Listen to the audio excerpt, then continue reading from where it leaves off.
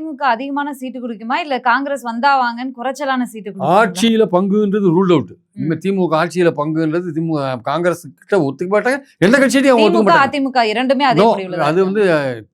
ஸ்டாலின் ரொம்ப தெளிவா சொல்றாங்க. எங்க அப்பா காலத்திலயும் இது பண்ணதில்லை, எங்க காலத்திலயும் பண்ண மாட்டேன். ம். அதனால ஆட்சியில பங்கு எதிர்க்கட்சியில உட்காரத்துக்கு கூட ரெடியா இருக்கேன்ற அளவுக்கு சொல்றாரு அவரு. ம். அதெல்லாம் கிடையவே கிடையாது. ம். நான் யாரையும் வெளியே அனுப்ப மாட்டேன். எல்லாரும் வாங்க, உரிய கௌரவம் எல்லாம் கொடுக்குறேன்.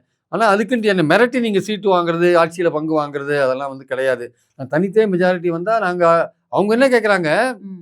தனித்தே மெஜாரிட்டி வந்தாலும் ஆட்சி குடுக்கணும்ன்றாங்க. வந்ததே இருப்பாங்க. ஆந்திரா மாடல்ல குடுக்கணும்ன்றாங்க. ம். யாரு பாஜக, அதிமுக அப்படிதான் கேட்கறாங்க. ம். காங்கிரஸும் அதனால அப்படிதான். நீங்க தனித்தே வந்தா கூட எங்களுக்கு நீங்க கொடுக்கணுன்றாங்க.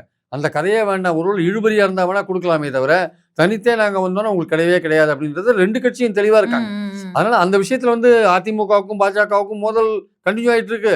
திமுகவுக்கும் காங்கிரஸுக்கும் மோதல் கண்டினியூ ஆயிட்டு இருக்கு. ஆனால் கடைசியில எல்லாமே வந்து ஆட்சியில் பங்குன்றதை விட்டுட்டு சீட்டு மட்டும் அதிகமா குடுத்தாங்கன்னா, கொஞ்சம் 25 30 குடுத்தாங்கன்னா, ம். ஒத்துன்னு போறதுக்கான வாய்ப்பு இருக்கு. இல்ல அதுவும் வேண்டாங்கன்னா, இல்ல காங்கிரஸோட நலன்ல உண்மையிலேயே அவங்க காங்கிரஸ் இல்ல ஐக்கியம்